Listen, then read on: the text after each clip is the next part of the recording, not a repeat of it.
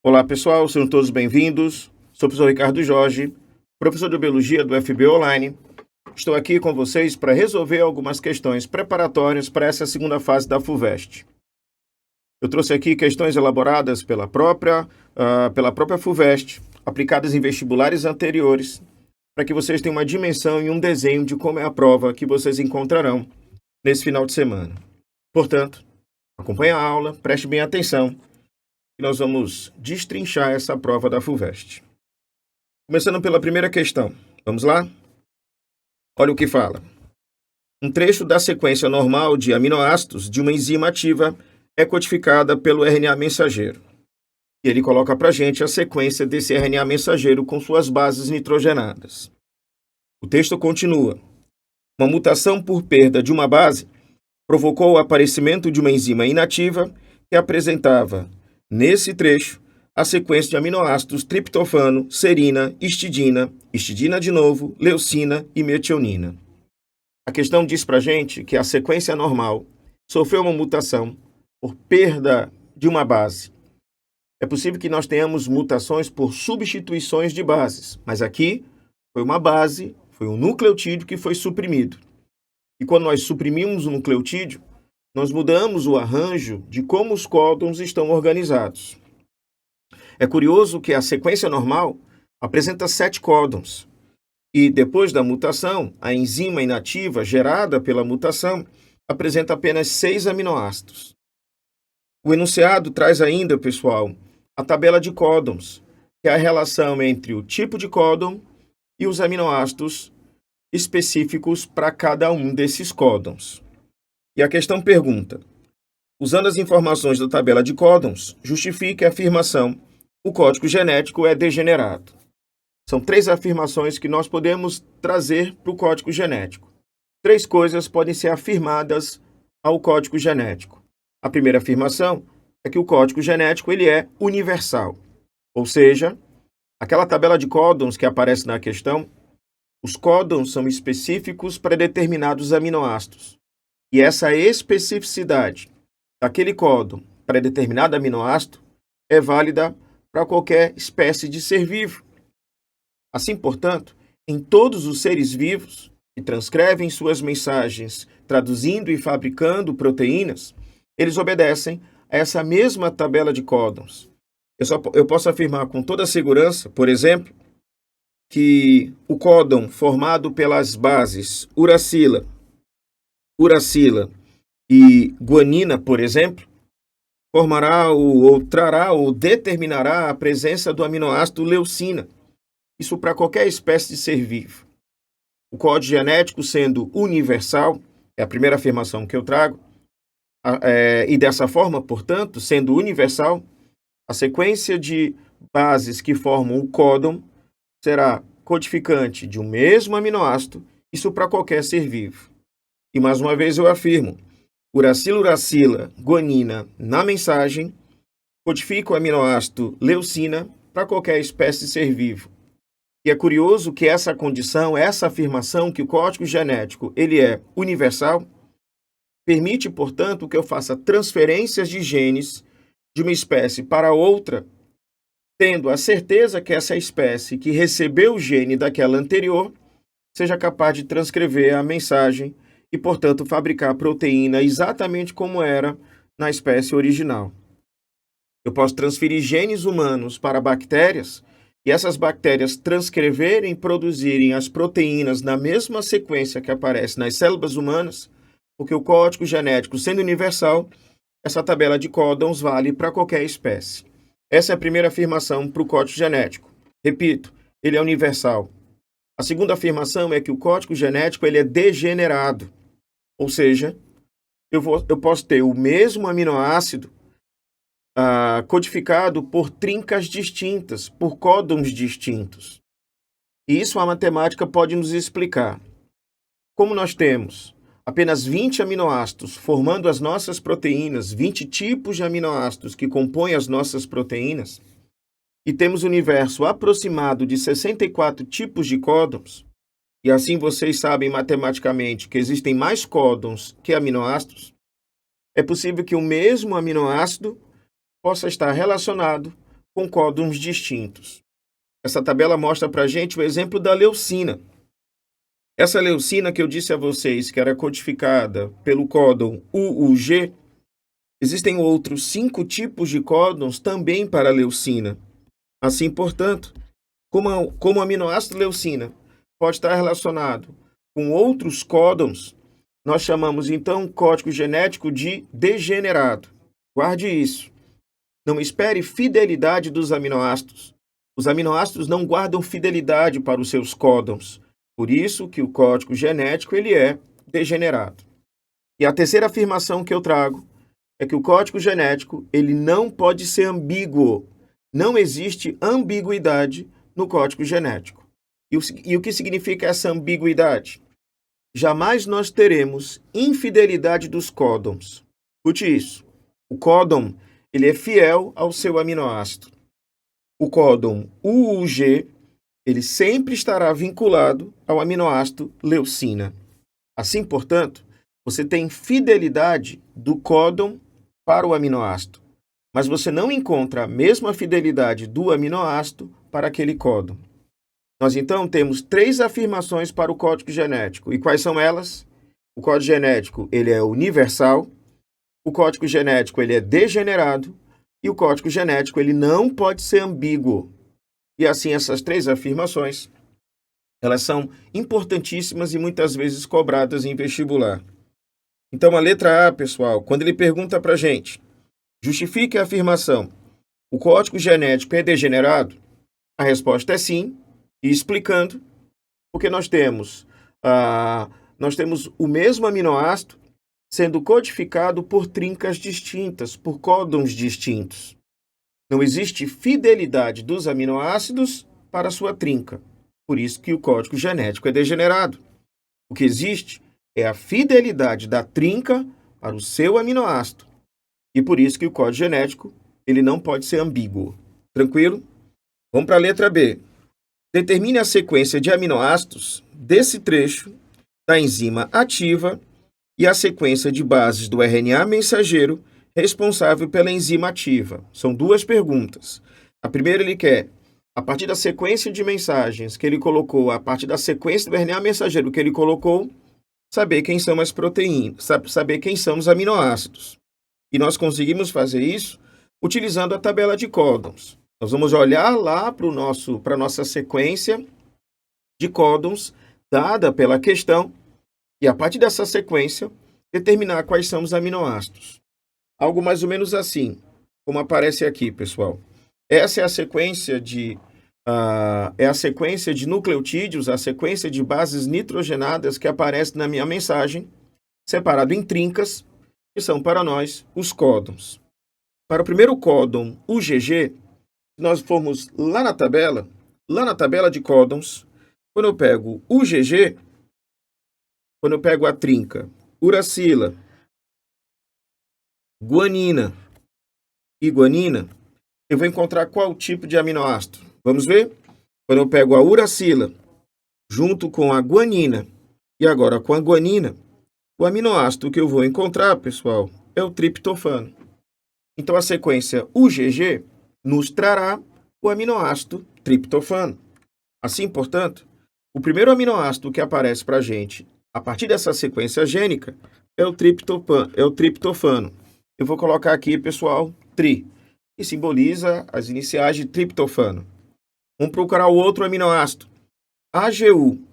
A trinca AGU, se você der uma olhada, vai codificar qual tipo de aminoácido? Serina. Obedecendo aquele mesmo padrão. Procura o primeiro códon, o segundo códon e, finalmente, o terceiro códon. Na verdade, o primeiro nucleotídeo, o segundo nucleotídeo e o terceiro nucleotídeo do meu códon para que nós tenhamos o nosso aminoácido. Então, a AGU para nós vai ser a serina. Se nós tivermos CCA, é a prolina. O CA, nós teremos de novo a serina. CUU vai ser o aminoácido leucina. A AU, a aspargina. E, finalmente, o códon GCA trará para a gente o aminoácido alanina. Essa é a sequência de aminoácidos que ele pergunta lá na letra A. Só que a letra A, pessoal, tem uma outra... A letra B, na verdade, na letra B ele fez duas perguntas. A primeira nós fizemos, a sequência de aminoácidos. Só que ele quer saber a sequência de bases, né? Ele quer saber a sequência das bases que formam as trincas no RNA mensageiro, responsável pela produção da enzima inativa. E você perguntaria, como é que eu vou chegar à sequência de nucleotídeos do DNA ou da mensagem a partir dos aminoácidos? De novo, vamos analisar a tabela de códons. Quando eu volto lá, pessoal, esse é o conjunto de aminoácidos. E aqui eu queria aproveitar e trazer e chamar a atenção de vocês para uma coisa importante. Quando montamos a nossa proteína funcional, ela é formada, pessoal, por 7 aminoácidos. Veja, cada códon define um aminoácido. Quando eu estou aqui nessa enzima inativa, na minha proteína inativa, eu vejo que ela tem apenas 6 aminoácidos. Significa, portanto, dizer que nós tivemos uma redução do número de códons. E a redução do número de códons foi provocado por essa mutação em que houve a perda de um nucleotídeo, de uma base nitrogenada. O enunciado nos disse que a mutação que ocorreu é pela perda de um nucleotídeo, de uma base nitrogenada. E isso vai fazer com que a organização dos meus códons ela mude. Vamos lá. Ele fala para a gente que o primeiro aminoácido continua sendo o triptofano. E o triptofano, pessoal, eu imagino que ele vai trazer a sequência UGG. Esse seria o códon para o triptofano. Não poderia ser outro códon, Ricardo? O triptofano só pode ser codificado por esse códon? Não. Eu estou garantindo a vocês que o triptofano que aparece nessa mensagem é UGG, porque a minha expectativa é que não tenha ocorrido uma mutação nesse códon. Lembre-se que a mutação foi a retirada de uma unidade. Eu não tenho como tirar essa unidade, não posso tirar nem uracila, nem guanina, porque eu não teria outro tipo de aminoácido formado senão triptofano. Então, eu mantive o triptofano e por isso eu vou manter o códon que ali estava, mesmo que tenha ocorrido uma mutação em algum ponto por perda de base. Não foi aqui na primeira trinca que perdemos a base. E certamente não foi na segunda trinca que nós também perdemos a base, porque foi repetido o aminoácido serina. Então, os 2 primeiros aminoácidos nessa minha nova proteína mutante, nessa minha nova enzima modificada, nessa enzima derivada de uma mutação que está inativa, os 2 aminoácidos foram mantidos. Mas veja que agora, na proteína original era a prolina. E nós temos aqui a histidina. Houve uma mudança do aminoácido. Muito provavelmente porque foi nessa trinca que nós tivemos a perda. E perdemos o nucleotídeo nessa trinca. E você me diria, mas qual dessas 3 bases, qual desses 3 nucleotídeos que vão codificar a prolina pode ter sido suprimido, pode ter sido removido? Bom, eu preciso então ver lá quem são as trincas que formam a histidina. Deixa eu mostrar para vocês quem são as trincas que formam a histidina. A histidina, pessoal, ela pode ser formada pelas seguintes trincas: citosina, adenina, uracila, por exemplo. E aí eu tenho a histidina. Quando eu tenho uma trinca citosina, adenina e uracila, eu vou ter o aminoácido histidina. E assim, voltando para cá, se eu tenho a sequência citosina, vamos mais uma vez, citosina, adenina, uracila, eu vou ter a histidina. Se eu correr para cá, pessoal, e fizer o seguinte, foi exatamente essa base citosina, a primeira que aparece aqui, que foi suprimida. Se essa base foi suprimida, a nova trinca formada a partir da supressão daquela base citosina é essa que eu chamo de cal. Seguindo a ordem, a outra é CAC. A outra será UA, e teremos apenas mais uma, que é a AUG. Com a remoção da citosina, aquela 7ª base nitrogenada que aparece na mensagem, restam agora, pessoal, essas sequências. Aqui nós temos o 3º códon, aqui nós temos o 4º códon, para cá vem o 5º códon, e finalmente o possível sexto e último códon. E para cada um desses novos códons organizados a partir da mutação que ocorreu pela perda de nucleotídeo, eu consigo montar para nós essa proteína. Então, agora, a histidina, ela foi gerada pela sequência CAU. O quarto códon é o CAC. E vejam como o terceiro códon, CAC, ele de fato forma histidina. Corre lá na tabela de códons para você ver. CAC também é histidina. Se nós voltarmos aqui, ó, leucina, ela aparecerá para a gente como o quinto aminoácido a partir do quinto códon UA. E se você correr lá para a tabela de códons, você de fato verá que o UA é para a leucina. E finalmente a última sequência, a UG, que é o códon para a metionina. Assim, com a perda de nucleotídeo, com a perda de uma base, a mensagem tornou-se diferente, os códons foram reorganizados, e com novos códons surgindo, novas sequências de códons surgindo, novos aminoácidos foram aparecer nessa que era uma enzima inativa, graças a essa mutação. Tranquilo? E finalmente a última pergunta. Vejam que na FUVEST tem a letra A, B, tem a pergunta C. Escreva o trecho da molécula de DNA que codifica o segmento da enzima ativa e assinale nesta molécula o local em que ocorreu a mutação e qual a base perdida. Nós montarmos a molécula de DNA, nós teríamos a seguinte sequência no meu DNA. Lembrando que ele é a sequência de DNA da onde surgiu a mutação. Tranquilo? Então, eu vou montar o DNA a partir daquela fita que está lá em cima. Eu vou montar o meu DNA a partir dessa fita que aparece aqui em cima, mas a fita mutante. A fita em que eu tirei a citosina na 7ª posição lá das bases nitrogenadas. Quem será meu DNA? Eu tenho na mensagem UGG, o meu DNA vai ser ACC.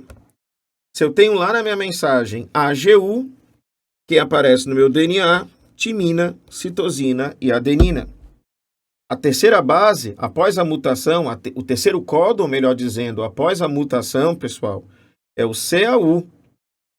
Se eu tenho como terceira base o CAU, ele pergunta aqui para a gente,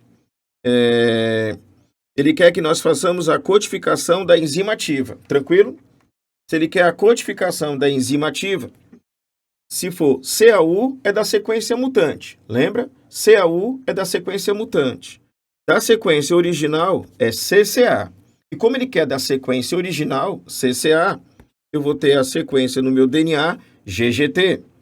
Se aparece aqui a sequência original, pessoal, ele quer da sequência original, e não da sequência mutante. Se na sequência original aparece o CA, quem estará lá no DNA? AGT. Depois GAA. Depois TA. Finalmente CGT.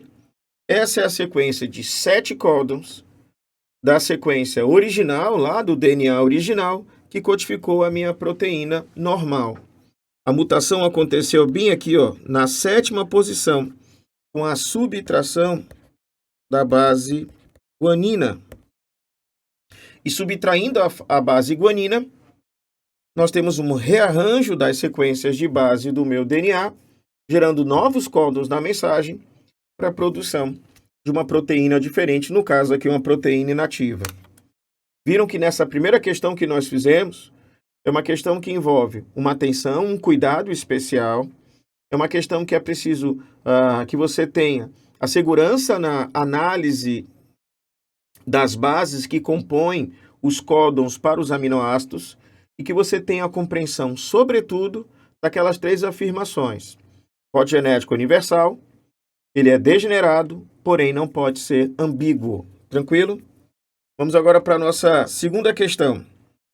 É uma segunda questão que trata sobre morfologia animal, anatomia animal comparada. Olha o que fala. A figura abaixo apresenta esquemas seminervosos de diferentes animais. Um quinidário, que é a hidra, um platelminto, a planária, um artrópodo, o grilo, e também um vertebrado, um cordado, uma salamandra. A questão pergunta para a gente: qual o padrão de simetria da hidra? Bom, as hidras, moças e moços, são quinidários e eles apresentam um tipo de simetria que é a simetria radial. Todos os outros animais que aparecem na imagem têm a simetria bilateral, a simetria adulta bilateral. Esse quinidário, ele apresenta uma simetria radial.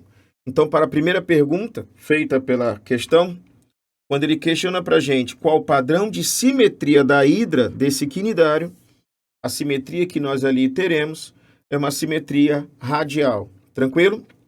Vamos para a segunda pergunta. Considere que a hidra passa a maior parte do tempo fixa ao seu substrato, em lagoas rasas e margens de rios mansos. Descreva como um estímulo ambiental captado por um ponto do corpo é transmitido para todo o corpo da hidra. O que ele quer saber com o item B é como é organizado o sistema nervoso desse animal. E aí, pessoal, nós estamos tratando de um grupo de animais diblásticos. Os quinidários, dentro do processo evolutivo, são os primeiros indivíduos a alcançarem no desenvolvimento embrionário a sua gastrulação. E uma vez que eles alcançaram a gastrulação, eles formaram folhetos embrionários, assim são os quinidários, diblásticos, com ecto e endoderma. E graças a essa ectoderma, os quinidários conseguiram formar células nervosas. Acontece que o sistema nervoso desses animais é formado exatamente por essas células nervosas interligadas de maneira difusa no corpo desses indivíduos. Existe nesses animais um revestimento externo, que é a epiderme, e existe um revestimento interno de sua cavidade gastrovascular, que é a chamada gastroderma. Então, dentro de uma hidra, nós temos uma cavidade gastrovascular, cujo revestimento é feito por gastroderma, e temos um revestimento externo, que é a epiderme. Entre esses revestimentos, nós temos uma estrutura chamada de mesogleia, nós temos um espaço chamado de mesogleia, onde nós encontramos as células nervosas espalhadas por todo o corpo desse indivíduo, de forma difusa. Assim, portanto, voltando para a pergunta, quando ele faz a seguinte indagação: descreva como um estímulo ambiental captado em um ponto do corpo é transmitido para todo o corpo da hidra, você precisaria dizer nesse item que o sistema nervoso desses indivíduos é difuso, é formado por uma rede nervosa espalhada na mesogleia, completamente difuso. Não há nesses animais, nas hidras, nos quinidários, um centro de organização dessas informações nervosas, desses estímulos. Não há nesses indivíduos a cefalização, ok? É um sistema nervoso, uma rede nervosa difusa, espalhada por todas as partes do corpo, no espaço chamado de mesogleia. Olha a letra C. Em qual região do eixo corporal do grilo, da planária e da salamandra, a maior concentração de órgãos dos sentidos? Aqui, pessoal, a própria imagem, vou voltar para ela para que vocês possam ver melhor. A própria imagem mostra para a gente que é um acúmulo de células nervosas e certamente de terminações nervosas nas regiões cefálicas desses indivíduos. Aqui nós temos um padrão de cefalização. E essa cefalização, que não foi observado ali nos quinidários, como por exemplo na hidra, é observado, por exemplo, em plateumintes, como a planária, em artrópodos, como é o grilo, e também em cordados, como essa salamandra. Assim, a cefalização é uma inovação, é uma vantagem adaptativa evolutiva, porque todos os estímulos provenientes do ambiente são conduzidos para essa região central, para essa região cefálica, para que possam, então, ser processados. E uma vez processados, a tomada de decisão daquilo que deve se fazer em relação ao ambiente fica concentrado numa região. Então, quando ele fala qual região do eixo corporal é a região cefálica, região da cabeça, popularmente para a cabeça, que é a região cefálica. E a segunda pergunta: Qual é a relação dessa concentração com o fato de locomoverem-se ativamente no ambiente? Como eu disse, uma região cefálica é uma região que acaba recebendo todas as informações ambientais, todas elas são processadas, e uma vez que elas são processadas, essa região, todas as informações ambientais são levadas para essa região cefálica, cerebral. Uma vez que elas são processadas, isso permite uma tomada de decisão e a ação dos indivíduos, por exemplo, na locomoção, na fuga, na captura do alimento. Assim, torna o processo mais dinâmico, organizado, intenso, organizado, sobretudo organizado. Tranquilo? Essa foi a segunda questão. Vamos à terceira questão. Olha o que fala a terceira questão. Em uma variedade de petúnia, as flores podem ser brancas, rosas ou roxas. São 3 cores: brancas, rosas e roxas.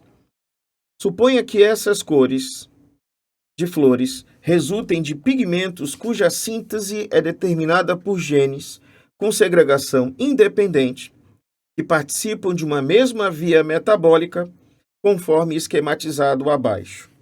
Pessoal, muito cuidado que nós estamos diante de uma situação que envolve interação gênica. Como assim interação gênica? Nós estamos trabalhando, pessoal, com 2 locais, em tese, em cromossomos separados, em cromossomos não homólogos, que agem numa via metabólica, produzindo cada um desses locos, cada um desses genes, enzimas diferentes. Por exemplo, no locus A, eu vou ter a síntese de uma enzima que permite a transformação de flores brancas em flores rosas. E eu tenho também no locus B informações genéticas que agora produzem uma enzima que transforma flores rosas em flores roxas. Então imagine que para que o indivíduo possa produzir a pigmentação rosa, ele necessite dessa enzima 1. E para fabricar a enzima 1, ele precisa ter como informações genéticas o par de alelos azão-azão ou mesmo heterozigoto. É o alelo dominante que está ali, condicionando a produção da enzima para transformar do branco em rosa. Em relação ao locus B, eu vou ter então a produção da enzima 2 que permite a conversão de rosa em roxo. Indivíduos podem ser Bzão-Bzão ou Bzão-Bzinho. Assim, portanto, eu já sei o seguinte, que o condicionamento dessas cores passam por uma interação entre genes, do locus A e do locus B. Algo mais ou menos assim. Veja como é que é interessante. Se eu perguntar a todos vocês, qual é a cor dessa planta, azão-azinho, Bzão-Bzinho, qual seria a sua resposta? Bom, vamos raciocinar. Primeira coisa importante a se dizer. Sendo heterozigoto para o alelo A, para o locus A, sendo azão-azinho, ele fabrica a enzima 1 e, portanto, graças à enzima 1, ele consegue sair da condição branca para a tonalidade rosa. Então, azão-azinho garante a tonalidade rosa. Só que é um detalhe. Ele também tem um alelo Bzão em heterozigose. E o Bzão, em heterozigose, também consegue produzir uma enzima 2 que converte a flor rosa em flor roxa. Então, indivíduos duplos heterozigóticos, eles vão ter a cor roxa. Tranquilo? Vou pegar um outro exemplo. Imagine uma planta que seja azinho-azinho, Bzão-Bzão. Vamos pensar assim? Um indivíduo que é azinho-azinho, Bzão-Bzão. Vamos raciocinar. Azinho-azinho, Bzão-Bzão, moças e moços. Preste bem atenção. Qual seria a tonalidade desse indivíduo? Esse indivíduo, sendo azinho-azinho, ele pode produzir flores na tonalidade rosa? Vamos entender. Ele pode produzir flores na tonalidade rosa? Não. E por que não?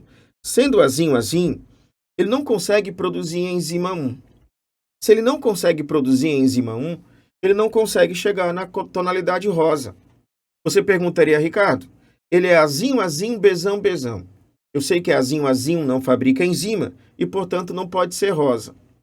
Mas será que com Bzão-Bzão ele não poderia se tornar roxo? Vejam, só se chega ao roxo se antes tivermos o rosa.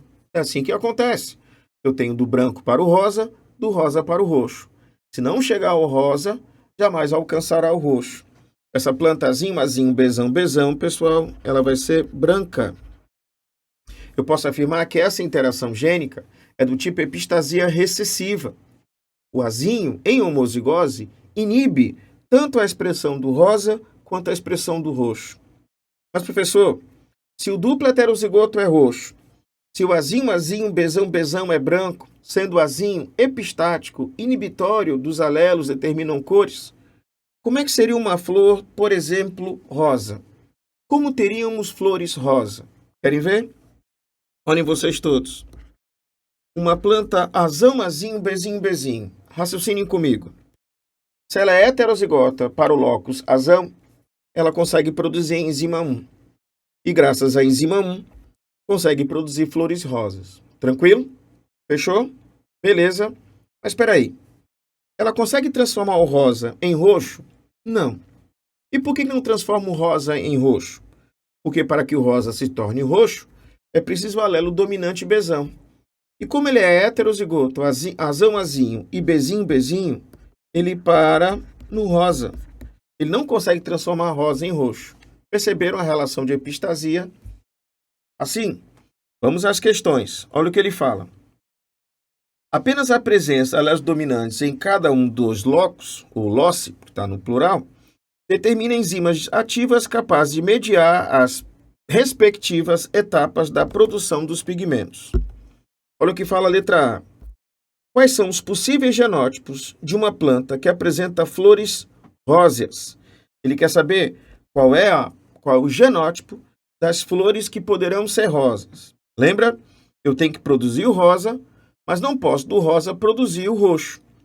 Para ser rosa, pessoal, eu preciso ter o genótipo azão-azão. Opa, formei rosa. Mas eu não quero do rosa gerar o roxo. Então tem que ser bezinho-bezinho. Esse é o primeiro genótipo que eu vou ter. E existe um outro. Heterozigoto também sai do branco e gera rosa. Mas se for bezinho-bezinho, permanece rosa. Esses são os possíveis genótipos de todas as flores que serão para a gente a tonalidade rosa. Tranquilo? Olha a letra B. Quais são as proporções genotípicas e fenotípicas esperada entre os descendentes do cruzamento de plantas com genótipos duplo heterozigoto com duplo homozigoto recessivo? Vamos aqui pegar um quadro para a gente. Ele quer cruzar uma planta dupla heterozigota, que nós conhecemos, é uma planta com tonalidade roxa. Ela conseguiu chegar no rosa e do rosa tornou-se roxo. E vou cruzar com uma planta que é azinho, azinho, bezinho, bezinho. Essa que é azinho, azinho, bezinho, bezinho, eu já sei. Se é azinho, azinho, não consegue produzir nem rosa, muito menos roxo. É uma flor branca. Aqui nós temos uma roxa com quem, pessoal? Com uma branca. Essa aqui, pessoal, eu tenho que achar os gametas. E são gametas em segunda lei. Então vamos lá com calma para entender. Quais são os gametas fabricados pelo indivíduo azão, azinho, bezão, bezinho? São 4 tipos de gametas. Os gametas são esses: azão, bezão, azão, bezinho, azinho, bezão e azinho, bezinho. Esses são os 4 tipos de gametas fabricados nessa segunda lei. Vamos para a flor branca. Qual gameta é fabricado por ela, pessoal? Azinho, bezinho. Fechou? Agora que eu tenho os gametas, vou fazer o cruzamento. Vou fazer o cruzamento bem aqui, ó. Vou colocar os gametas da genitora e os gametas do genitor. Os gametas que ela pode produzir, vou colocar aqui, ó. Azão, bezão. O outro. Azão, bezinho. Azinho, bezão e azinho, bezinho. E o gameta por ele fabricado, azinho, bezinho. Quando eu utilizo como ferramenta o quadro de Pinet, eu vou ter o seguinte arranjo. Vamos todos. Quando eu faço aqui o meu quadro, eu tenho o seguinte arranjo. Vamos lá. Fazendo o cruzamento dos gametas dela com o dele, do genitor e da genitora, eu vou ter esse universo de possibilidades. Aqui mais um, aqui o outro e finalmente esse. Esses aqui, pessoal, é a proporção genotípica. Esses são os genótipos. Duplo heterozigoto, Eu tenho azão, azinho, bezão, bezinho, azinho, azinho, bezão, bezinho, todos eles com 1/4 de possibilidade, 25%. Deixe-me ver, então, quem são os fenótipos para que eu possa estabelecer a proporção fenotípica. Vamos lá? Aqui nós temos as proporções genotípicas, 1/4 para cada um deles. Vamos às proporções fenotípicas. O indivíduo que é azão, azinho, bezão, bezinho, nós já sabemos. Quem é azão, azinho, bezão, bezinho? É uma flor roxa. O azão, azinho, bezinho, bezinho. Ora, isso eu sei. Ele forma rosa, mas não gera o roxo a partir do rosa. Ele permanece com a tonalidade rosa. Mas os outros dois genótipos, azinho, azinho, bezão, bezinho, e o azinho, azinho, bezinho, bezinho, eles não conseguem gerar o pigmento rosa e por isso jamais alcançarão roxo.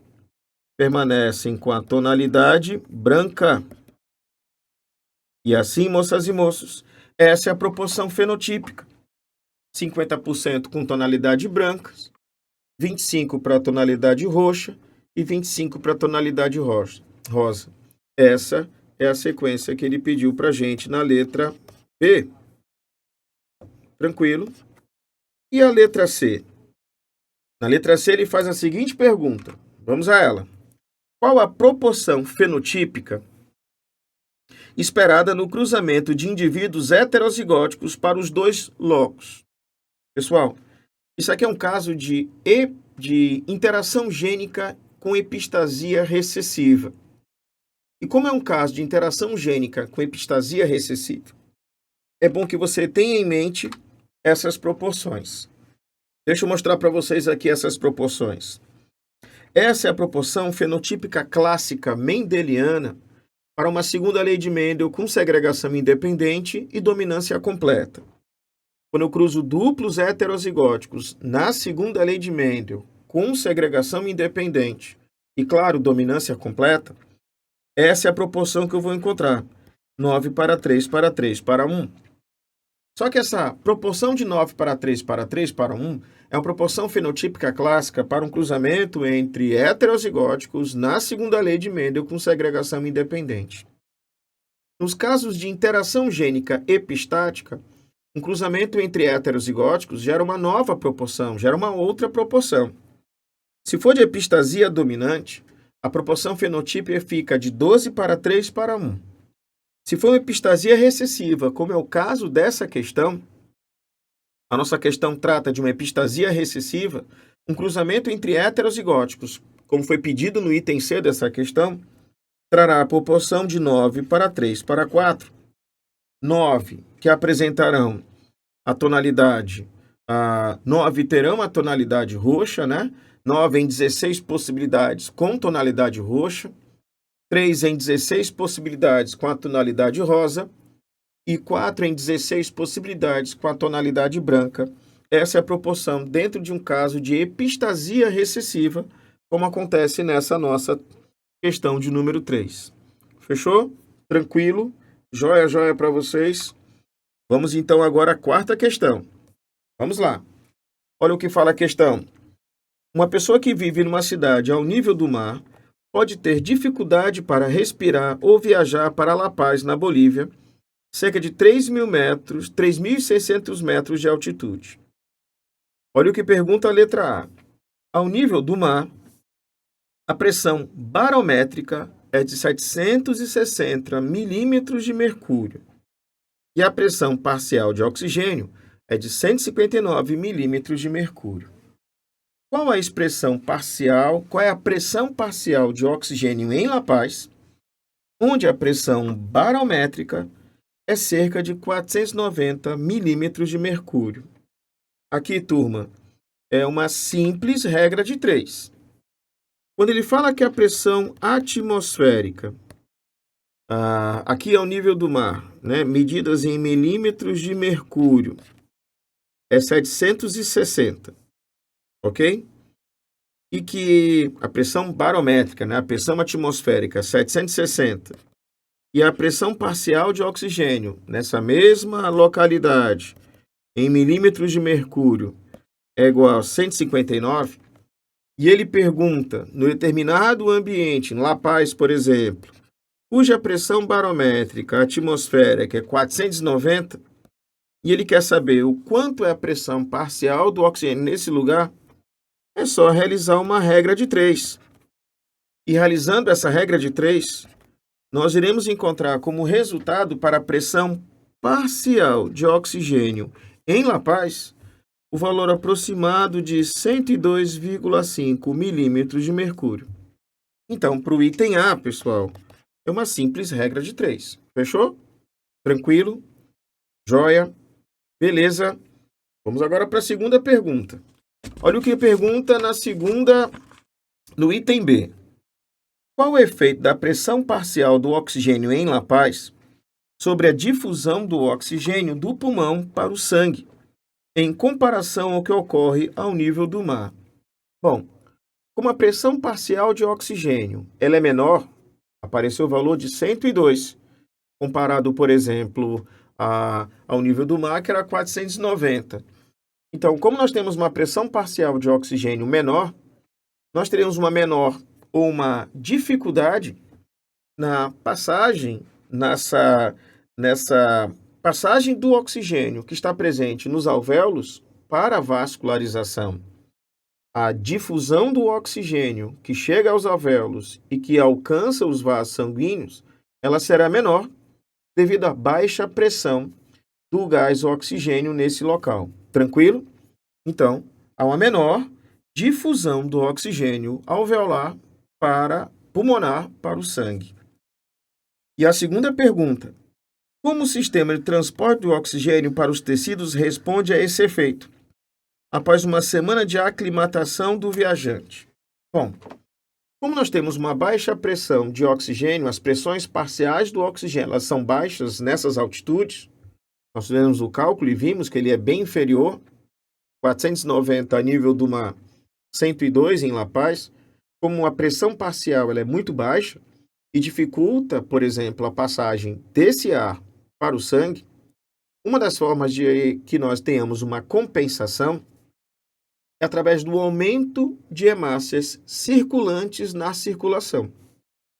Porque se nós aumentarmos o número de hemácias em nossa circulação, nós poderemos assim promover uma maior captação daquele oxigênio que está chegando com pressão baixa nos alvéolos. Existe um mecanismo conduzido pela eritropoetina que estimula na medula óssea a síntese de um maior número de hemácias, fazendo dessa forma, então, que o indivíduo que passe alguém que saia do nível do mar e que chegue a elevadas altitudes, como essa de La Paz, mais de 3.000 metros de altitude, ele possa se aclimatar durante uma semana, aumentando o número de hemácias através da eritropoetina e fazendo dessa forma uma compensação, aumentando o número de hemácias, aumentando também a captação do oxigênio. E assim, a passagem do O2 para o sangue, ela será mais adequada, ela será normatizada. Isso com o aumento de hemácias na circulação. Por isso, pessoal, o item B, você precisa falar sobre o aumento de hemácias, tem que falar sobre a eritropoetina, que estimula a medula óssea a aumentar o número de hemácias, e assim você consegue ter maior captação de oxigênio, mesmo em ambientes onde a pressão parcial ela é baixa. Tranquilo? Beleza. Vamos então agora para a quinta questão. Preparados? Vamos lá. Olha o que fala. O tapiti é um coelho nativo do Brasil, habitante típico dos campos, cerrado ou mesmo bordas das matas. Tem hábitos noturnos e, durante o dia, fica escondido em meio à vegetação ou em tocas. Alimenta-se de vegetais, especialmente brotos e raízes. A quantidade desses animais está cada vez menor pela presença da lebre europeia, que foi introduzida no Brasil. A lebre europeia também se alimenta de vegetais, e tanto o tapiti como a lebre são caças apreciadas por jaguatiricas e onças. Olha o que ele pergunta. Represente esquematicamente a teia alimentar mencionada no texto. Bom, eu vou aqui aproveitar e vou mostrar para vocês essa teia. Ele fala que o tapiti, pessoal, o tapiti e a lebre que foi introduzida nesse ambiente estão consumindo a mesma vegetação. Então, peraí. Eu posso afirmar que a vegetação que ali está, moças e moços, ocupa o primeiro nível trófico, que é o nível trófico dos produtores. E essas setas indicam a transferência de matéria orgânica e de energia para o outro nível trófico, que é o nível trófico do tapiti e da lebre. Tapiti e lebre, portanto, pessoal, ocupam o mesmo nível trófico, são consumidores primários. São eles herbívoros que consomem a vegetação. Deixa eu botar aqui, deixa eu apagar, escrever direitinho aqui. Vegetação. Esse. Agora sim.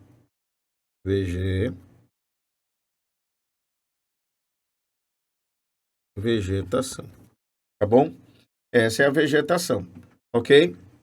Bom, a questão também nos diz, pessoal, que a onça e a jaguatirica são consumidoras desses dois indivíduos, do tapiti e da lebre. Então, por exemplo, se eu colocar aqui o jaguar, na verdade, jaguatirica, a jaguatirica, ela vai consumir o tapiti, mas também vai consumir a lebre. E há também a onça. Essa onça, pessoal, ela consome a lebre, mas também consome o tapiti. Então, aqui nós temos a nossa teia alimentar. E por que é uma teia? É uma teia alimentar porque ela é formada por um conjunto de cadeias. Jaguatirica e onça ocupam o mesmo nível trófico, assim como tapiti e lebre ocupam o mesmo nível trófico. O item A, ele pergunta para a gente a teia alimentar e acabamos de fazer. Vamos para a letra B. Cite duas interações interespecíficas, que são interações entre espécies distintas, apontadas no texto e justifique sua resposta. Ora, quando eu olho aqui para a minha teia, eu posso afirmar que entre o tapiti e a lebre existe um mecanismo de competição. E por que existe uma competição entre o tapiti e a lebre? Existe uma competição porque ambos ocupam o mesmo nível trófico. São ambos consumidores primários, herbívoros, ocupam o segundo nível trófico e ambos consomem a vegetação que é a produtora do primeiro nível trófico. Então existe uma competição, uma relação ecológica desarmônica, interespecífica entre o tapiti e a lebre. E a segunda relação que eu posso colocar, pessoal, é o predatismo. O predatismo é a segunda relação ecológica que aparece aqui para mim. Vou apagar aqui para escrever melhor para que vocês possam ver. E por que nós temos aqui um predatismo? Nós temos aqui um predatismo porque nós temos uma relação entre essa lebre, que é consumida pela onça, ou consumida pela jaguatirica, ou mesmo o tapiti, que é consumido pela onça, ou pela jaguatirica, ou seja, aquela ação de pega, mata e come, onde o predador consome a presa. Então, as duas relações são predatismo e competição. Essa é a questão de número 6. Aliás, é a questão de número 5. Vamos agora, senhoras e senhores, à questão de número 6. Podemos? Vamos agora à questão de número 6. Olha o que fala. A questão 6 fala o seguinte. Vamos lá. Um homem recebeu, quando recém-nascido, o diagnóstico de síndrome da imunodeficiência combinada grave com herança recessiva ligada ao cromossomo sexual X. Aos 2 meses de idade, foi submetido a transplante de células-tronco obtidas de medula óssea e não apresenta mais os sintomas da doença. Olha o que fala a letra A. Existe a possibilidade de esse homem transmitir o alelo mutante que causa a doença para as crianças que vier a ter? Justifique sua resposta. E olha que coisa interessante. é o indivíduo, sexo masculino, genótipo cromossomial, sexo cromossomial XY, em que ele nasceu com uma doença imunodepressiva, imunodeprimida. E olha que coisa interessante. Se a doença promove imunodeficiência, essa doença está atrelada às células de defesa do organismo, à linhagem branca, aos leucócitos produzidos, leucócitos, glóbulos brancos, que são fabricados a partir da medula óssea. A medula óssea, o tecido hematopoético, ele acaba produzindo tecido sanguíneo, as hemácias, os leucócitos, as plaquetas, fragmentos de megacariócitos. Eles são os elementos figurados do sangue, as hemácias conduzindo o oxigênio, os glóbulos brancos, leucócitos, linfócitos, agindo na defesa do organismo, na imunossupressão, na resposta imunológica, e os fragmentos plaquetas na coagulação, sobretudo isso. Então ele tem uma doença genética que provoca alguma alteração na linhagem branca, nos glóbulos brancos, que causa a imunodeficiência. E é de caráter recessivo. O indivíduo, por exemplo, vou colocar aqui, é XAzinho-Y. Pergunta: esse indivíduo, mesmo tendo feito um transplante de células-tronco, né, e, portanto, um sucesso, bem-sucedido esse transplante, pois ele não apresenta mais a doença, ainda assim, ele poderá ter filhos que venham a ter essa doença? A resposta é sim. Ora, por quê, professor? Se ele já fez um tratamento, escute. O que ele fez foi, agindo com células-tronco em sua medula óssea, mudar o perfil da medula. E a partir de agora, as células que aparecem na medula serão células responsáveis pela síntese de glóbulos brancos e glóbulos vermelhos normais, em quantidade normal. Apenas uma parte de seus tecidos, apenas uma parte de seu corpo, passará, então, a ter a normalização para esse gene. E é precisamente o local mais importante e precioso, que é justamente o local onde as células de defesa são fabricadas, que é a medula óssea. As demais células espalhadas pelo corpo, que não têm relação com a resposta imunológica, elas vão permanecer com o alelo azinho, defeituoso, mas que não trarão preocupação, pois não são essas outras células de outros tecidos vinculadas à resposta imune. Por exemplo, as células responsáveis pela formação de seus gametas, desse homem, são células que permanecerão defeituosas para esse gene XAzinho-Y. E isso não comprometerá a atividade de leucócitos, por as células de suas gônadas, células responsáveis pela formação dos seus gametas, não têm correlação com a resposta imunológica. Assim, ele pode, através de células germinativas, que permaneceram com o mesmo padrão genético, ter filhos recebendo o alelo XAzinho. Precisamente as suas meninas, as suas filhas, poderão receber o XAzinho. Tranquilo? Olha a letra B. Como o transplante de células-tronco de medula óssea pode levar à cura da doença? Um transplante de medula óssea nada mais é do que uma substituição. As células que estavam na medula e que estavam produzindo o tecido sanguíneo, as células da medula óssea que estavam gerando as células sanguíneas, elas apresentavam um erro genético que comprometia a produção dos glóbulos brancos. O que se fez?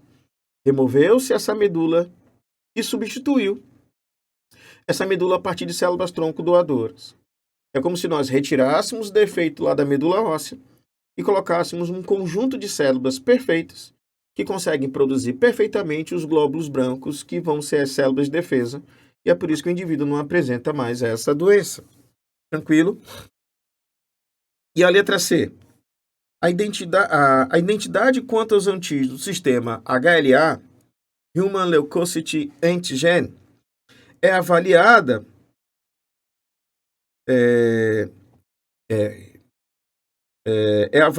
para que se determine a compatibilidade entre um doador e um receptor de medula óssea. Esses antígenos são determinados por um conjunto de genes ligados, o haplótipo, localizados no cromossomo 6. São representados a seguir o genótipo de um candidato a transplante de medula óssea e o genótipo de seus genitores quanto a esse haplótipo. Olha que coisa interessante, né? O sistema Human Leukocyte Antigen, ele aparece lá no cromossomo 6. Eu tenho aqui uma representação desses cromossomos para cada um dos genitores e para um candidato, são os genitores do candidato ao transplante. Olha que coisa interessante. O pai tem 2 cromossomos de número 6, um de origem paterna e um de origem materna. Todos nós temos um par de cromossomos 6. A mãe também tem o seu par de cromossomos 6, o que veio do pai dela, o que veio da mãe dela. Esse indivíduo aqui é o filho deste casal anterior. E veja que ele também tem um par de cromossomos 6. Esse cromossomo 6 aqui, pessoal, ele veio do pai. E como é que você tem a certeza que ele veio do pai? Porque eu estou vendo que o pai tem a mesma sequência gênica que o filho. E esse cromossomo aqui veio da mãe, porque tem a mesma sequência da mãe. Então, olha aqui que a questão pergunta. Esse candidato ao transplante pode ter maior identidade de haplótipos com o irmão do que com seus genitores? Justifique a resposta. Eu quero falar desse candidato a transplante. Esse candidato a transplante, ele pode ter maior identidade de haplótipos com seu irmão do que com os genitores? Seria mais ou menos perguntar o seguinte: os cromossomos desse candidato a transplante, eles podem ser os mesmos que aparecem num irmão seu? Ou seja, o irmão de um candidato a transplante poderá ter esses mesmos cromossomos 6, nesse mesmo tipo, que aparece nesse indivíduo? Sim, é possível. Esse casal pode ter filhos. E os filhos desse casal, ou seja, esses indivíduos que se tornaram irmãos, podem ter os mesmos 2 cromossomos, um com o outro, em relação aos haplótipos para o cromossomo 6. É verdade que o pai e a mãe poderão ainda ter outras 3 possíveis combinações. Veja, imagine que venha a ser esse primeiro do pai com esse primeiro da mãe. Imagine que seja esse primeiro do pai com esse segundo da mãe. Imagine que tenhamos esse primeiro do pai com esse segundo do pai, melhor dizendo, com esse segundo da mãe. Ou esse segundo do pai com esse segundo da mãe. São 4 outras possibilidades e eu posso ter filhos que tenham o mesmo haplótipo. Por isso que quando ele pergunta, esse candidato a transplante pode ter maior identidade de haplótipos com seu irmão do que seus genitores? Sim, porque dos genitores já está montado. E os filhos que eles vão gerar podem ter herdado os mesmos haplótipos, os mesmos cromossomos. É por isso que numa situação de transplante, nós lemos sempre os irmãos, porque podem ter 2 irmãos com os mesmos haplótipos em pares de cromossomos que foram herdados do mesmo pai e da mesma mãe. Ok, a questão de número 6, tranquilo. Vamos agora, pessoal, à questão de número 7. Vamos à questão de número 7. A questão fala o seguinte, vamos a ela. A produção de insulina humana para o tratamento de diabetes pode ser feita inserindo-se em bactérias a sequência de nucleotídeos correspondente à cadeia polipeptídica desse hormônio. A questão pergunta: por que é possível sintetizar uma proteína humana a partir da sequência de nucleotídeos específica humana utilizando a maquinária de bactéria? Eu já falei isso para vocês hoje aqui.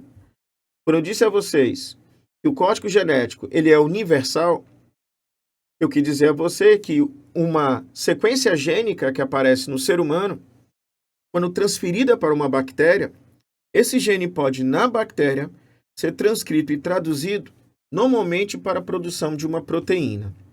Isso porque aquela tabela de códons é universal.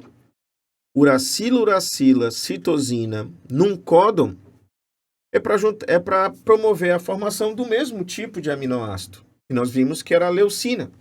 Então, para todos os seres vivos, uracila, uracila, citosina em um códon vai formar a leucina. Fechou? Por isso que o código genético ele é universal. Olha a letra B. Para a produção da insulina, a sequência de nucleotídeos inserida na bactéria pode ser idêntica do ser humano, do gene humano, contendo introns e exons. Bom, vamos entender o que é isso. Escute bem. Nós temos em nosso material genético eucariótico, nós humanos, temos um material genético eucariótico. O nosso material genético está dentro de um núcleo. Nosso DNA, em nossos cromossomos, dentro de um núcleo. Quando ocorre uma síntese proteica, o nosso gene transcreve uma mensagem, e essa mensagem será traduzida para a formação de uma proteína. No entanto, nos últimos anos, a ciência nos mostrou que existe um processo mais bem elaborado para isso. O que a ciência nos mostrou? Que esse gene que está presente no meu DNA, ele transcreve um RNA, e um RNA mensageiro que está num molde. Como assim RNA mensageiro molde? Vamos entender. O gene é transcrito primeiro no RNA mensageiro, que é na verdade um molde. Esse RNA mensageiro inicial, esse molde, ele tem duas sequências, dois trechos misturados. Um deles chamados de introns, outro chamado de exons. Ambos são sequências de nucleotídeos. No entanto, apenas os exons poderão ser expressos para a produção de uma proteína. Então, o que será feito? O gene transcreve esse RNA mensageiro que eu chamo de molde. Ele é formado por introns e exons. Os introns são removidos e as sequências chamadas de exons, elas são, então, permutadas, embaralhadas, para que agora, então, eu tenha, de fato, o meu RNA mensageiro final, que será traduzido numa proteína. E qual a vantagem desse mecanismo? A vantagem desse mecanismo, pessoal, é que o mesmo gene, ao transcrever o RNA molde e ao remover os introns, eu posso embaralhar os exons de várias formas distintas para gerar proteínas distintas. O mesmo gene pode gerar proteínas distintas se eu fizer a permuta dos seus exons lá na organização do RNA mensageiro. Esse mecanismo é chamado de splicing. Splicing, portanto, é esse mecanismo em que nós temos, a partir de um gene, a síntese de proteínas distintas. Quando transcrevemos uma mensagem, removemos os introns, permutamos os exons, e aí temos a síntese da nossa mensagem. Por isso, a sétima questão, o item correto, a resposta, passa por essa ideia de splicing. Em bactérias, não existe a formação de um RNA molde. Não há introns e exons. O gene é contínuo. Aqui nós temos essa descontinuidade de introns e exons. Então, quando ele pergunta a sequência de nucleotídeos inserida na bactéria pode ser idêntica à do gene humano? Bom, a sequência, não. Eu preciso apenas ter exons para serem colocados no DNA bacteriano. Então, o gene ele vai ter que ser modificado. Como assim modificado? Eu tiro os introns e deixo apenas os exons, porque lá na bactéria não tem esse mecanismo de splice, não tem esse mecanismo de recortar e tirar os introns. Por isso que a sétima questão, pessoal, tem que falar sobre o splice. E não é observado isso em célula bacteriana. Ok? Vamos para a nossa oitava questão. A questão fala o seguinte: determinada planta do cerrado abriga formigas, cigarrinhas, predadores e parasitas de cigarrinhas e também herbívoros que causam dano foliar. A oitava questão é uma questão que trata sobre um aspecto ambiental. É uma questão que fala sobre uma dinâmica populacional. Estabelece relações entre indivíduos e a relação entre esses indivíduos, pessoal, ele fala numa dinâmica populacional. Então, vamos lá. Ele coloca para a gente, pessoal, três gráficos. Eu vou aumentar aqui para que nós possamos ler melhor esses gráficos. Deixa eu melhorar aqui. A leitura ficará melhor com os gráficos ampliados. Tranquilo? Podemos? Então vamos lá. Vamos por ordem ver esses gráficos aí. Vamos lá, estou com eles aqui. Então vamos lá. O gráfico 1 fala o seguinte. O gráfico 1 é o número médio de cigarrinhas. Vou ampliar mais um pouquinho para que você possa enxergar melhor. Deixa eu consigo fazer isso aqui. Pronto. Então, no gráfico 1, nós temos o número médio de cigarrinhas em plantas com ou sem formigas ao longo de 2 semanas. Então, ao longo dos dias, eu vou analisando a população de cigarrinhas. E vejo que a população de cigarrinhas com formigas, ela manteve-se elevada, oscilou, é verdade, mas sempre em níveis elevados. E sem as formigas, a população de cigarrinhas diminuiu. Na análise desse gráfico número 1, se fosse me perguntado que tipo de relação existe entre as formigas e as cigarrinhas, eu diria que é uma relação harmônica. E por que eu diria que é uma relação harmônica? Eu diria que é uma relação harmônica, pessoal, porque nós temos aqui a presença das formigas coincidindo com o elevado número populacional das cigarrinhas. E quando eu removo as formigas do ambiente, há um declínio na população de cigarrinhas. Você poderia perguntar assim, Ricardo, mas será que essa relação não poderia ser de predatismo? Será que as cigarrinhas não poderiam ser predadores das formigas? E quando você tirasse o alimento formiga, a cigarrinha não diminuiria? Bom, essa é uma possibilidade. Mas espera aí. Deixa eu dar uma olhada no gráfico 2. Eu quero ainda insistir com a ideia que é uma relação harmônica, de vantagem. O predatismo não é uma relação harmônica, é desarmônica. Mas deixa eu acompanhar a ideia da harmonia e deixe-me aqui fechar esse entendimento com o gráfico 2. Vamos dar uma olhada. O que fala o gráfico 2? Fala do número de médio de predadores e parasitas das cigarrinhas em plantas com e sem formigas ao longo de 2 semanas. Olha aí, ó. É o número de predadores e parasitas da cigarrinha quando tem a formiga ou quando não tem a formiga. E olha que coisa interessante. Quando você tem um ambiente com formigas, a quantidade de predadores e de parasita das cigarrinhas, ele é baixo. Veja, o gráfico que aparece em coluna escuro mostra para a gente os indivíduos predadores e parasitas das cigarrinhas. Quando existe a presença de quem? Das formigas. Mas quando eu estou diante desse mesmo gráfico e analisando agora, não mais quando eu faço essa mesma análise agora para a quantidade de predadores e parasitas quando não tem as formigas, veja que a quantidade de predadores e parasitas quando não tem a formiga, ele cresce. Então, escute bem para mim a seguinte ideia. Imagino eu, veja como é grande a população de predadores e parasitas quando não tem as formigas. Penso eu que é mais vantajoso para a população de cigarrinhas quando estão junto com as formigas. E por que você chegou a essa conclusão?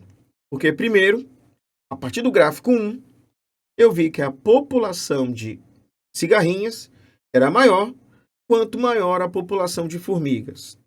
Corroborando com isso, no gráfico 2, eu vi que a presença das formigas reduz a população de predadores e parasitas das cigarrinhas. Isso traz vantagem para ela. Por isso que eu penso que a relação entre formigas e cigarrinhas é mais do que nunca uma relação harmônica. é uma relação, mais do que nunca, uma relação harmônica. E por que é mais do que nunca uma relação harmônica?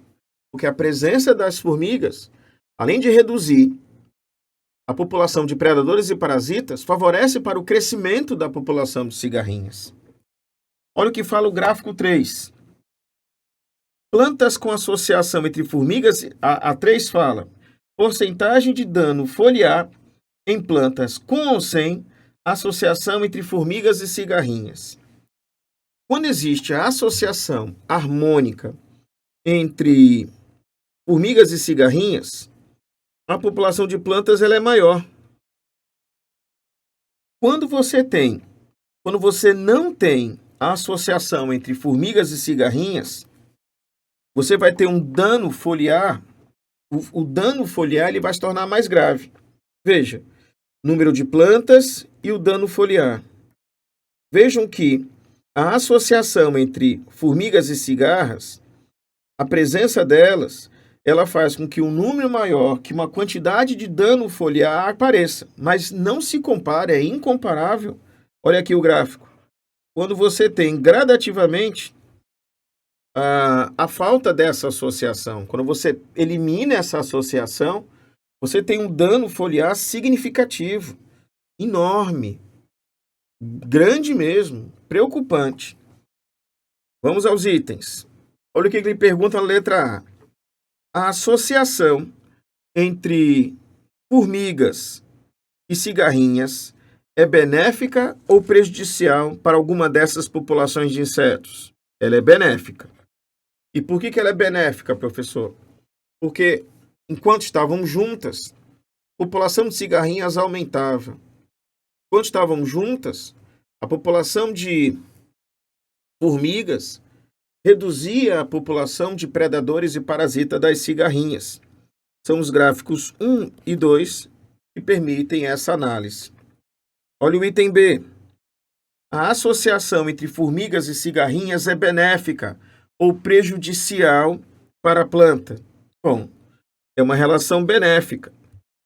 Por que é benéfica? Porque à medida que nós estamos separando esses indivíduos, o dano foliar ele é maior. Se você olhar bem para o gráfico 3, ele mostra que o número de plantas com danos foliares ele é muito maior na ausência dessa associação. Removendo essa associação, o dano foliar ele é absurdo, ele é muito grande. Por isso que a letra B, pessoal, é também uma relação benéfica. Tranquilo? Vamos para a 9ª questão. A 9ª questão traz uma tirinha que fala o seguinte: o vírus não é animal, nem mineral, nem vegetal. E aí nós temos um vírus lamentando a sua condição. E aí nós temos, sou a fadinha dos vírus. E o vírus tem um pedido. Quero ser animal de verdade. E a fadinha transforma numa ameba. Opa! É bom lembrar que a ameba é um protozoário que pertence ao reino protista, protozoa. Não é um animal. Portanto, não pertence ao reino animal. A ameba é um protozoário.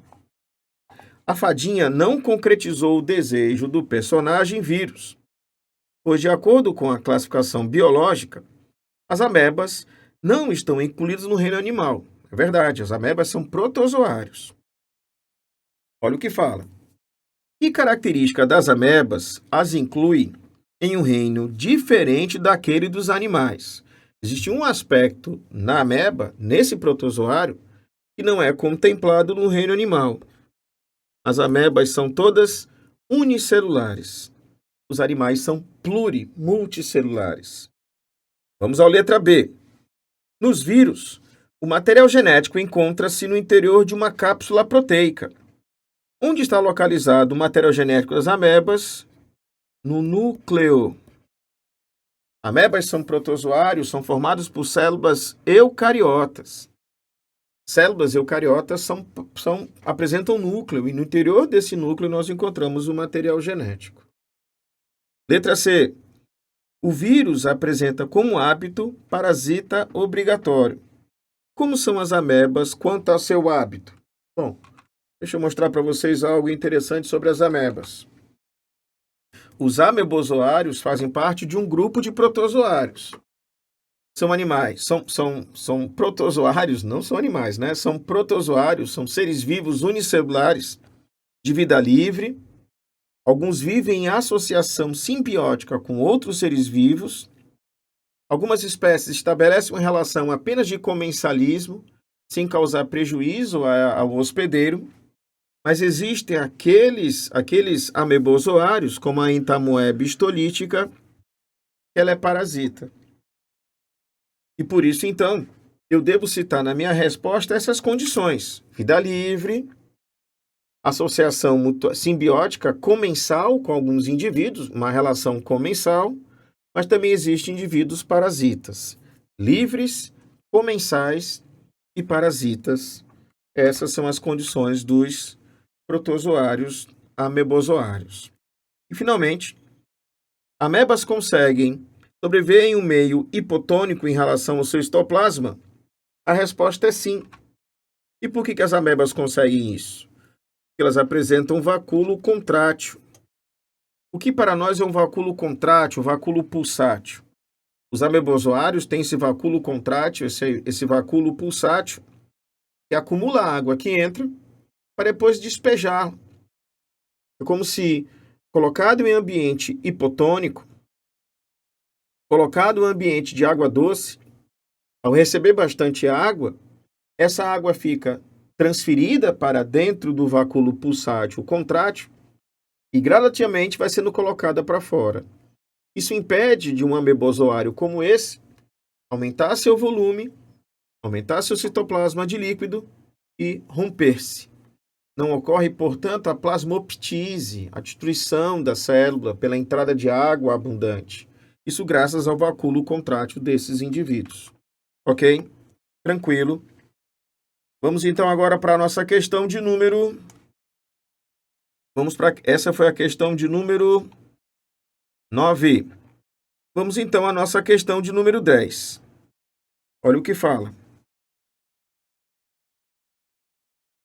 A questão fala o seguinte: no gráfico abaixo, uma das curvas representa a entrada e a outra a saída de água em uma árvore da Mata Atlântica ao longo de 12 horas num dia ensolarado.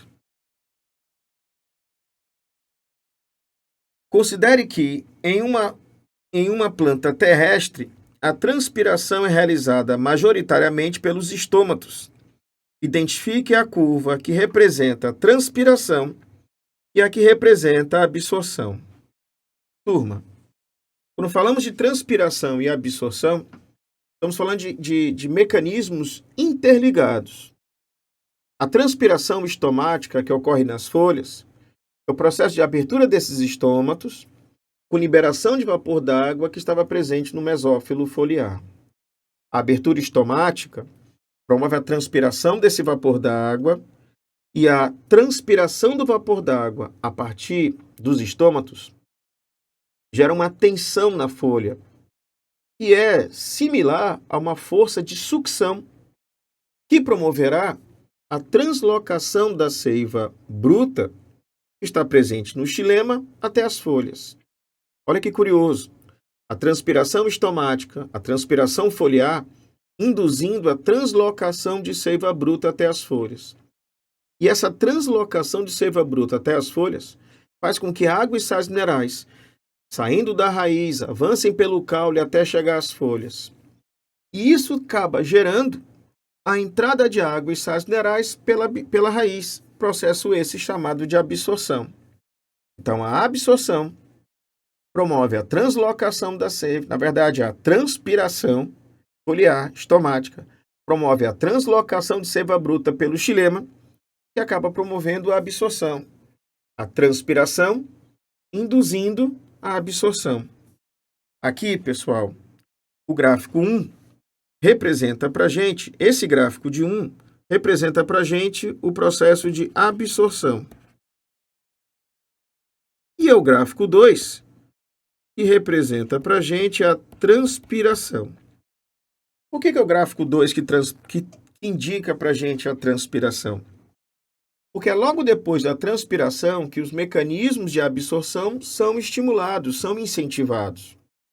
Então, à medida que a taxa de transpiração vai se elevando, e sobretudo ocorre a partir das 14 horas, quando tem a máxima abertura estomática, a maior taxa transpiratória, logo após a maior período de transpiração, teremos a elevação do processo de absorção. Então, é a transpiração intensa que induz a absorção intensa. Por isso que, mais uma vez, o 2 é transpiração, o 1 vai ser a absorção. Vamos ao item B. Explique como o processo da transpiração e da absorção na planta se relacionam fisiologicamente. Nós falamos sobre isso aqui. A transpiração foliar, sobretudo a transpiração estomática, faz com que saia vapor d'água que estava no mesófilo para o ambiente. É gerada uma tensão, como se fosse uma força de sucção. Essa tensão provocada pela transpiração foliar, através de adesão e coesão da água em finos capilares de xilema, faz com que essa seiva bruta agora se transloque, que estava no xilema, para a folha. E a translocação dessa seiva bruta através do xilema para a folha gera agora o espaço ideal para que a água possa ser absorvida junto com os sais lá na raiz. Intimamente ligados. Quanto maior a transpiração, maior será a absorção. Quanto maior a taxa de transpiração foliar, maior a taxa de absorção. E finalmente a letra C. Na figura abaixo, há o esquema de um estômago aberto. E aqui, de fato, nós encontramos as células anexas, também chamadas células subsidiárias. Nós temos as importantíssimas células guarda. E nós temos uma abertura chamada de ostíolo. Essas células guarda, elas são fundamentais na abertura estomática. Pois todas as vezes que as células guardas ficam túrgidas, ficam cheias, eu tenho a abertura estomática, eu tenho a abertura do ostíolo. Eu preciso fazer com que as células guardas fiquem cheias, fiquem túrgidas, porque assim eu tenho a abertura do meu ostíolo. E para que eu para que eu tenha as células guardas túrgidas, para que eu tenha as células guardas cheias, eu preciso fazer com que a água entre. E por isso essa imagem deve ter as setas, pessoal, fazendo com que a água entre nas células guarda. Ou seja, a água sai das células subsidiárias e entra nas células guarda. Então, quando ele pergunta assim, na figura abaixo há um esquema de um estômago, e ele pede, nas 4 barras pretas, coloque setas indicando a direção do fluxo da água entre as células estomáticas para manter o estômago aberto. Para manter o estômago aberto, tem que fazer com que a água entre. E a água entrará, sempre saindo da célula subsidiária e entrando na célula guarda. Esse é o caminho, essa é a sequência, é assim que nós teremos. Tranquilo? Está jóia? Turma, nós resolvemos aqui questões da FUVEST, de vestibulares passados, trazendo comentários e explicações de vários tópicos, vários temas, para que você tivesse um desenho dessa prova da Universidade de São Paulo, elaborada pela FUVEST. Espero que vocês tenham compreendido, sobretudo e principalmente, como é que é o arranjo da prova, o arranjo da questão, das questões, para que você possa ter sucesso nessa prova no final de semana que virá. Nós aqui desejamos a todos vocês uma ótima prova, uma perfeita prova. Assim, portanto, boa prova para todos vocês. Fiquem bem. Nessa reta final, deem uma estudada, revisem as provas anteriores, tentem diminuir as dúvidas coletando informações que você encontra em livros didáticos. E, mais uma vez, uma boa prova para vocês.